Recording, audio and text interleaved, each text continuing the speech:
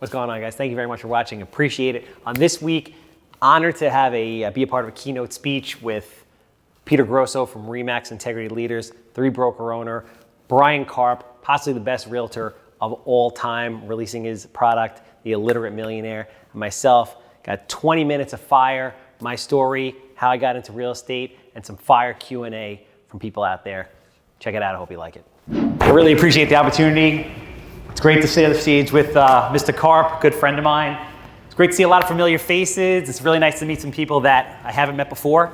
So in the 15 minutes I'm here, I'm going to do two things, which I feel best serves the group, and hopefully I'm right. One is I'm going to tell you briefly how I got into real estate, and hopefully that could be somewhat inspiring to people. And then second, I'd like to do Q&A about anything and everything that I have in here that you would like to know. I'm happy to share with you, because I feel that's the best way to really give you guys value and answer whatever questions you might have in a short period of time. So for those of you who don't know me, my name is Charles Weinraub. In the real estate world, for better or for worse, I am known as the Handsome Homebuyer, right? I always say I'm like a soft 6. My personality makes up for it, brings me up into like the 9 or 10 range. But the most important thing is it's memorable, right? Branding. Branding is what's important. Brian Karp is the king of that. So when I was 23 years old, actually let's dial it back for a second. Those of you who know me know, and I guess if you don't know me, you could tell from right now, I have a lot of energy and I don't shut up, right? So I'm 41 years old and it's still the same way. Imagine what I was like when I was a kid. I was out of my mind. My mother would be chasing me around. I was stuck under these tables. So needless to say, I barely made it out of high school, and I was a big disciplinary problem, right? So when I was 23 years old, I opened a Mako body shop franchise. Anybody familiar with Mako? Like, uh-oh, better get Mako on TV? So I was in Hempstead, and I was always like, this was great because I grew up in Wantagh. I was a very sheltered person, right? Wantagh, it's like a bubble. Most Long Island's like a bubble. So I always say Hempstead made a man out of me. I grew up in Hempstead. But I didn't love it. So when I was 27 years old, a friend of mine gave me the book Rich Dad, Poor Dad, right? Very cliche, but it works. My friend gave me Rich Dad, Poor Dad. I'm like, that's it. I found my calling. I'm going to be a professional investor. Who here has something, maybe they want to be an investor, maybe they want to embark on, some type of business or career, but they don't know how to start and they're scared? Come on. Joy, you're not afraid of anything. You're the only one that shouldn't be raising their hand. Right? I think a lot of people are, myself included. So I was like, how do I start? So there's two things. I can either do real estate, I can do stocks. So I researched stocks, I studied some of the greats, Graham, Buffett, et cetera. I realized, stocks isn't for me. Nothing wrong with it. People make a lot of money in it. However, for me, I need something more tangible. For me, stocks is just gambling, but that's my own opinion. So I'm like, real estate, so great. Now how do I do that? So I go to take a one-day course at NYU on foreclosures. This is like after the crash, because everybody knows if you're going to invest in real estate, right, that banks are just giving houses away. They're just giving them away. Dirt cheap prices, right? Obviously, we all know that's not the case. But when I was there, the teacher said, you need to go and join the local RIA. So RIA means Real Estate Investment Association. Now they have these all over the country. And I joined the East Coast RIA, where I met my mentor, Carl Chavon. And Carl's been like a second father to me and essentially changed my life. And he's still a practicing performance coach and runs the East Coast RIA today. But in the interim, a stockbroker friend of my father's introduced me to this gentleman who was an investor. He was a chiropractor, and I was like super excited. He's like, he's flipped houses, he's gonna like talk to you. So I'm like, hey, I'm Charles, I'm gonna flip houses. And he's like, kid, you're nuts. You're never gonna flip a house. This is the worst possible time to do it. The world is coming to an end, blah, blah, blah. And this guy who's gonna mentor you, if he was any good, he'd be doing it. What the hell is he doing charging you $100 an hour to mentor you, right? Doesn't make a lot of sense. So I didn't listen, because that's pretty much what I've done my whole life. And I trained with Carl for 3 years, 7 days a week. And then when I was ready, now I'm ready to make offers. It took 3 years to get to the point where I'm ready to make offers while running the body shop full time. So I want you guys to understand like what's really involved if you really want to be great, right? It's sacrifice. So then it took me an entire year just to get my first deal. So I get the deal and I have no money. Massapequa, it was a Linwood Cape on Linwood. And I go back to that same investor chiropractor guy and I'm like, guess what? He's like, what? I'm like, I got a deal. But I don't have any money. I'm like, do you have money? He's like, kid, you're nuts. You're paying way too much for it, right? So I tell him, listen, I'm gonna buy it at X, I'm gonna renovate it for Y, I'm gonna sell it for Z. He's like, kid, you're nuts. You're overpaying, you're never gonna be able to do the reno, and that after repair value is way off. You got a busy road in the back, you're gonna get crushed. So I actually ended up raising the money on Facebook through friends that had been following me, documenting the process. Thank you, Mr. Carr. And I raised all the money to do the deal. And I bought it for X. I renovated it for literally Y. And I sold it for Z. And I remember the proof of concept. I was sitting in a restaurant having brunch with a friend of mine, and my ex-wife at the time, or whatever she is, we'll get to that another time. That's still confusing to this day. Calls me up and she said, we got 415. And that was the target. And that was it. And I went back to the guy and I was like, hey, XYZ. You know what he said? You got lucky. Do it again. And I did. And I've done over 400 houses in the last 5 years, and he's one of my biggest investors, and he has over $1 million with me. On top of that, I went back to NYU. I got a master's in real estate development. I'm building a 138-bed assisted living facility. I buy notes. I own over 100 rentals, and I've only been doing this for 6.5 years.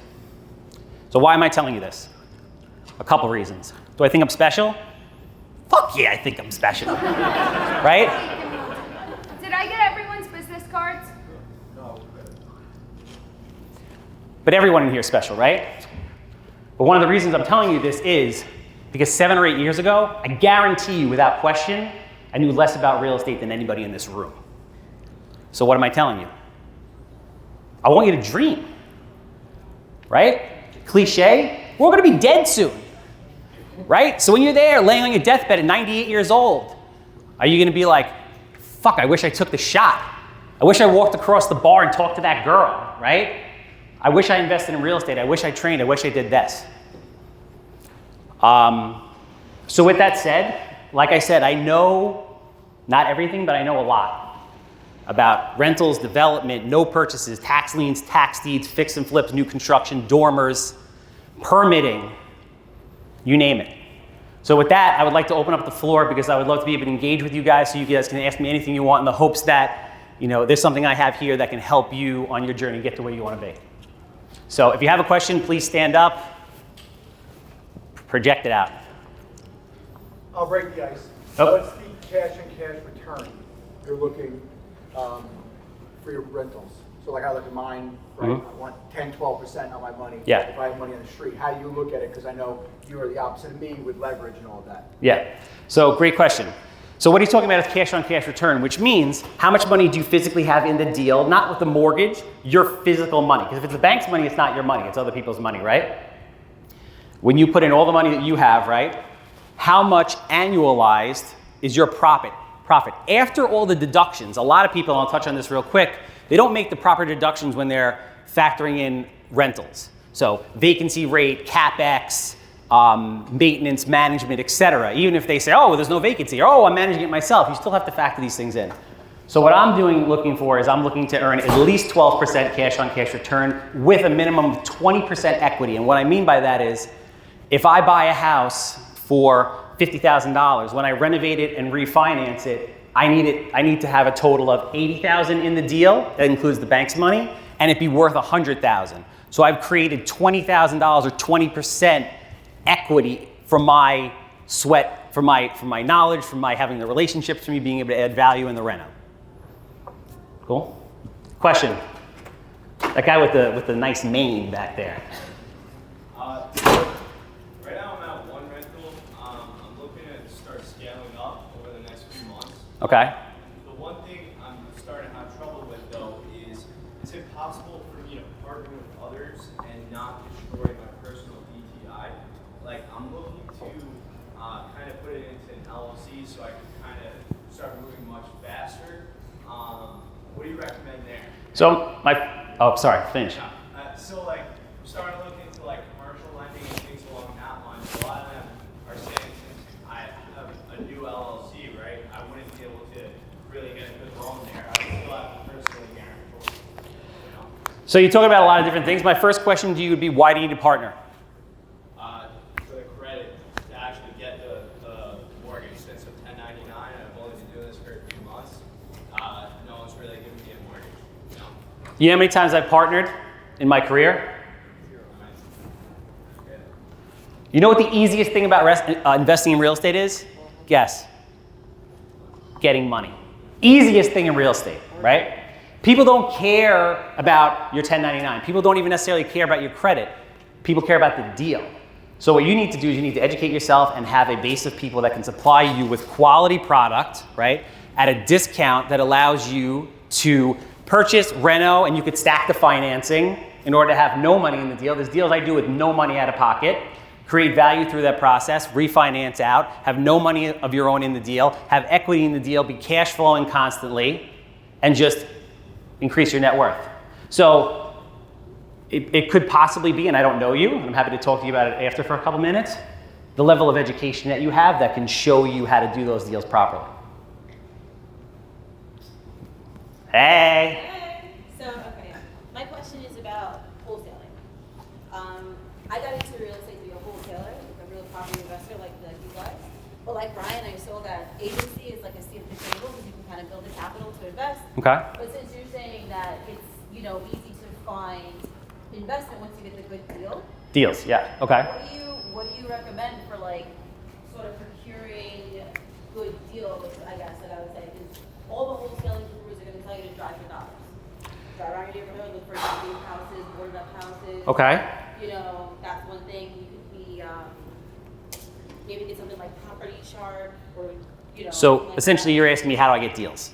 Or like if you're a new wholesaler and you're going out there, do you think driving for dollars? How do you get deals? Okay. Are you asking me specific questions about driving for dollars or how to get deals? Just how to get deals. Okay, perfect. So when you're talking about girl power and you're talking about wholesaling, we have Stacy St. John, who works together with me, who's, in my opinion, the greatest wholesaler that ever lived. Stacy, stand up, please. Anybody here should, if you have time, talk to her after. She's brilliant, and she's an amazing person, and she has a beautiful heart, so that's the most important thing. On top of that, I always tell people, like, Charles, how do you buy 100 houses a year?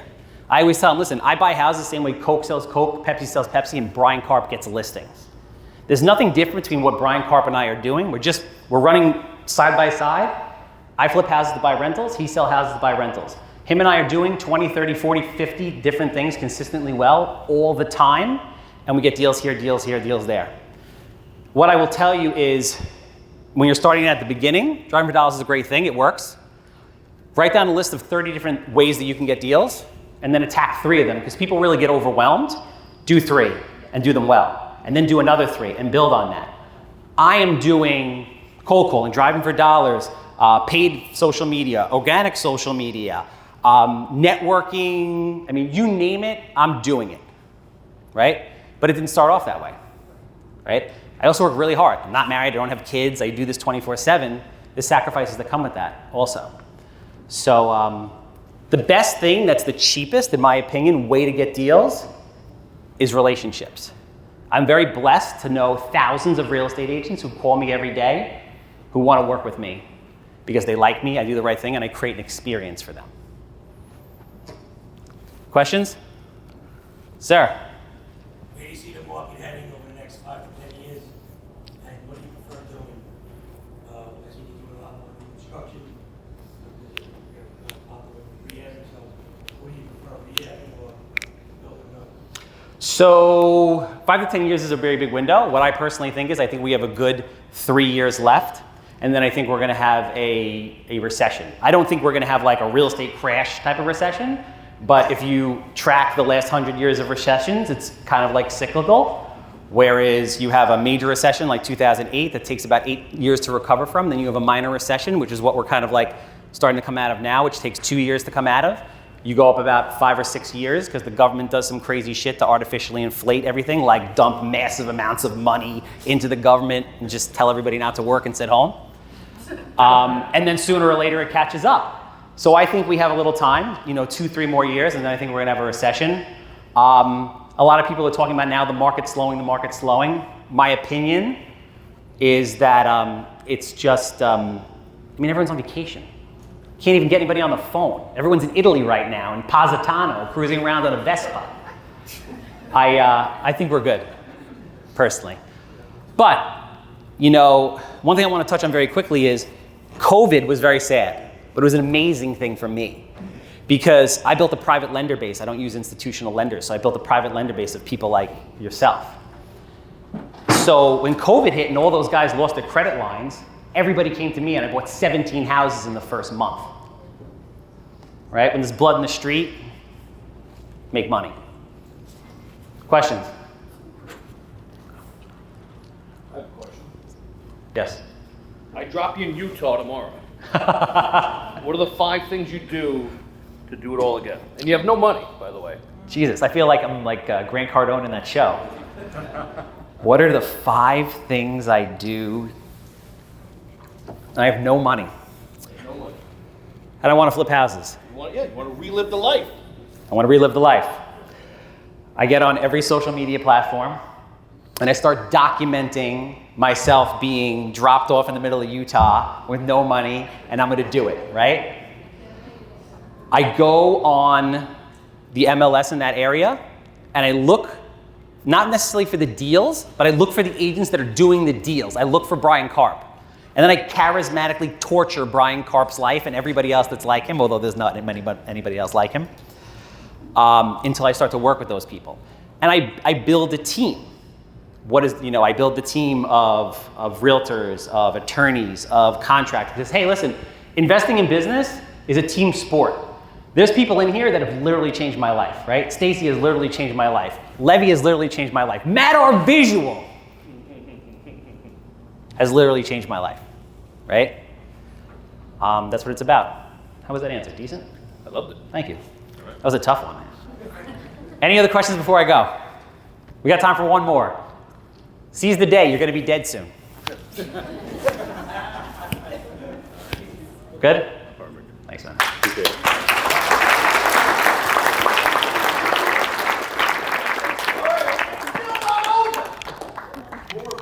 Really appreciate you guys watching. Obviously, like, subscribe, comment if you haven't already. Join the tax platform.